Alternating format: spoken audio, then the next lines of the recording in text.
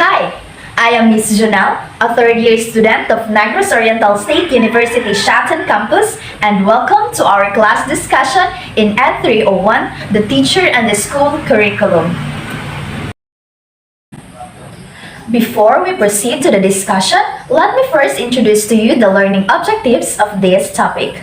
For attitude, we have justified the importance of curriculum implementation and how it is called a process of change through its concept. For skill, determine services for effective implementation by following the different way of implementing language skill. And for knowledge, explain what ORC or Overcoming Resistance Change as the model of implementation, its developmental stages of concerns, and how we can deal with these concerns.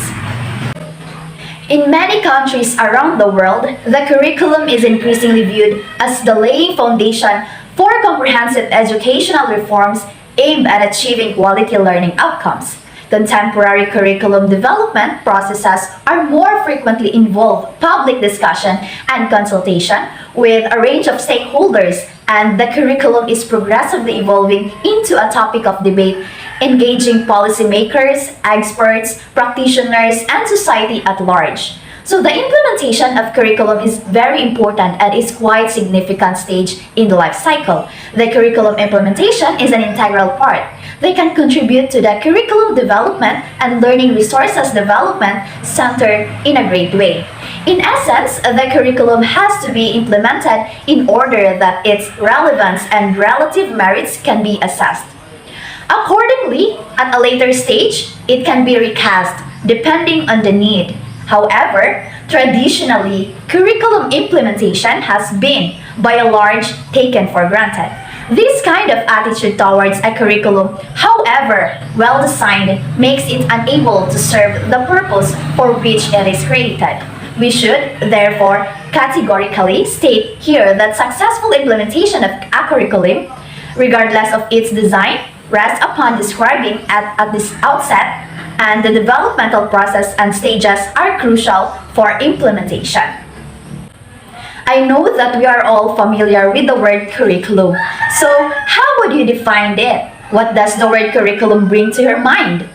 So, curriculum in education is broadly defined as a totality of student experiences that occur in educational process. It is the heart of education, with a standard-based sequence of planned experiences where students practice and achieve proficiency in content and applied learning skills. A plan or a blueprint of everything that is supposed to happen inside a school or university. Since that it is a huge concept and has a lot of different views about it, which will be discussed. So I have here a question. Does curriculum activity come to an end with implementation? Many of us seem to believe so, if past experiences is any indication. So implementation process should, on the contrary, be used as a means to assess the effectiveness of the curriculum. Evaluation is a very crucial activity for curriculum framing or planning, and the feedback we collect from the evaluation process helps us further improve the curriculum. Curriculum implementation designs generally provide instructional suggestions, scripts, lesson plans, and assessment options related to a set of objectives. Such designs focus on consistency to help teachers successfully implement and maintain the curricular structure in order to meet various objectives. As noted earlier, Wheels and Bonded 2014 defined horizontal alignment as similar instructional practices and curriculum use between teachers in the same grade level, and vertical alignment as similarities in instructional practices and fidelity of curriculum implementation between the previous and the following grade levels. Having curriculum alignment between the same grades and the preceding and the following grade levels offers consistency in supporting learning objectives and expectations designed to promote students' preparedness and growth. The learner is therefore the central figure in the curriculum implementation process. Although there are various factors that also influence curriculum implementation, like the resource materials and facilities, the teacher, and the school environment, culture and ideology, instructional supervision and assessment.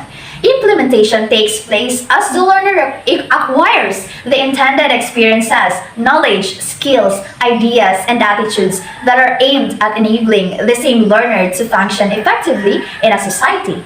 Therefore, putting the curriculum into operation requires an implementation agent. Stanhouse identifies the teacher as the agent in the curriculum implementation, and she argues that implementation is the manner in which the teacher selects and mixes the various aspects of knowledge contained in a curriculum document or syllabus into practice. We can say that implementation is a process of change, although many curricularists agree that implementation is an essential aspect of curriculum development.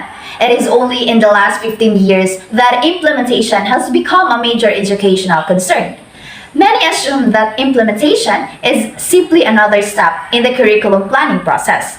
They, therefore, expected to proceed from the planning and design stages to the actual implementation stages with relative ease. So implementation takes place as the learner acquires the intended experiences, knowledge, skills, ideas, and attitudes that are aimed at enabling the same learner to function effectively in the society. Therefore, putting the curriculum into operation requires an implementing agent. The design of curriculum implementation plans guides the management of the institution to prepare other plans such as development and procurement of learning resources, training of teachers and resource persons, procurement of equipment, machines, instruments, computers, softwares, and consumables, deployment of faculty and staff members, construction, budget, collaboration with industries and stockholders, setting laboratories, and so on. The effectiveness and efficiency of implementation of learning process depends on numerous support services. The institution should establish linkages for other purposes such as receiving the services of experts, teachers, and students, and extending the services of the institution for continuing education programs and the problem solving through projects and researches. For example, how do we follow the different ways of implementation in English language? So we have here a global language in a multilingual country. English in our school, that includes the level of introduction of English. Another is English does not stand alone, which is very true. In regional medium schools, in English medium schools, in relation to other subjects, language acquisition inside and outside classroom. Another is higher order skills, that includes vocabulary, reading, and literature. Another is language and critical thinking, which also includes reference skills, grammar, and rhetoric. And lastly, the multilingualism in English class or school, that includes the regional language context. Every subject has a curriculum. Aspects implementation is important for success curriculum or to reach the aim of curriculum that we must follow for good implementation with relevant topics. Now that we have justified the importance of curriculum implementation, we will now move on to its models. But in this video, I will only discuss the first model, which is the ORC, since the remaining 3 models will be discussed by my groupmate, Miss Dolly. But before that, here's a little background of what is model implementation.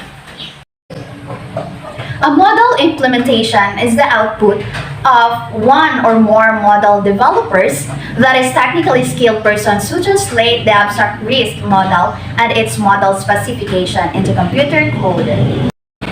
So overcoming resistance to change is a model that rests on the assumption that the success or otherwise of curriculum implementation primarily depends on the impact of the developer can make on the consumers, the teachers, students, and the society in general. It focuses on gaining advocates and sharing power equally between administrators and teachers.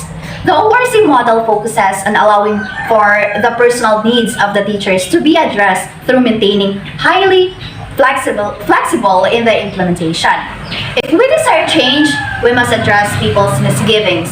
their misapprehensions, or other such related factors. We must point out to them that the curriculum incorporates wherever possible and appropriate their values, assumptions, and beliefs. And while addressing the persons within the system, we should remember that to get the desired result, the subordinates should be motivated rather than ordered.